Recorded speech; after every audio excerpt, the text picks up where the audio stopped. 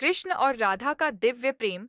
वृंदावन की हरी भरी भूमि पर एक दिन राधा और कृष्ण यमुना किनारे बैठे थे। सूर्य धीरे धीरे अस्त हो रहा था और आकाश नारंगी और गुलाबी रंग में रंगा हुआ था।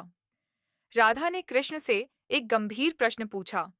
कृष्ण, क्या हमारा प्रेम भी कभी समाप्त हो सकता है? संसार की हर चीज तो समय के साथ बदल जाती है।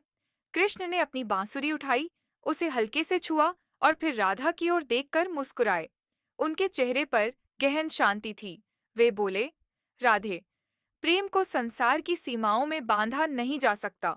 हमारा प्रेम सांसारिक मोह माया से परे है। यह केवल दो शरीरों का नहीं, दो आत्माओं का मिलन है। आत्मा तो शाश्वत होती है और जो आत्मा से उपजा हो वह प्रेम भी अनंत है। राधा ने पूछा, लेकिन कृष्ण, यदि यह प्रेम इतना ही महान है तो लोग इसे समझ क्यों नहीं पाते? क्यों संसार में प्रेम का मूल्य इतना कम कर दिया गया है?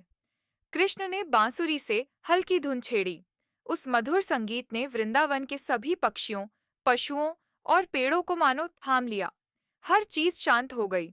फिर कृष्ण बोले, राधे, प्रेम को समझने के लिए मन की शुद्धि और आत्मा की गहराई चाहिए।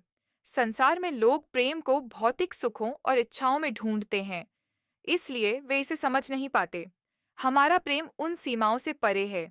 यह प्रेम केवल देना जानता है, लेना नहीं।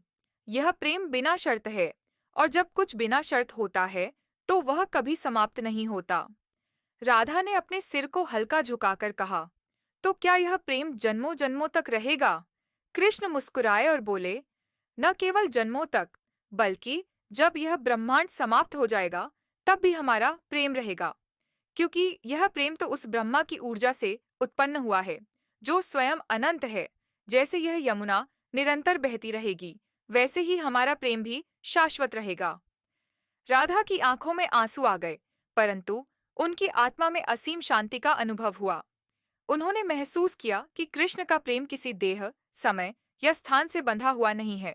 यह तो उस दिव्यता का प्रतिबिंब है जो संसार के हर कण में व्याप्त है।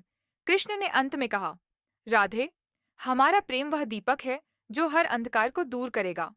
यह प्रेम केवल हमारे लिए नहीं, बल्कि उन सबके लिए है जो इसे महसूस कर सकते हैं।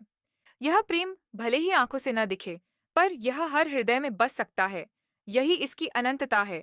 उस दिन राधा ने यह जान लिया कि उनका और कृष्ण का प्रेम किसी साधारण संबंध से नहीं, बल्कि ब्रह्मांड की ऊर्जा से बंधा हुआ है। उनका प्रेम केवल युगों युगों तक अमर नहीं रहेगा, बल्कि हर आत्मा के लिए प्रेरणा का स्रोत बनेगा।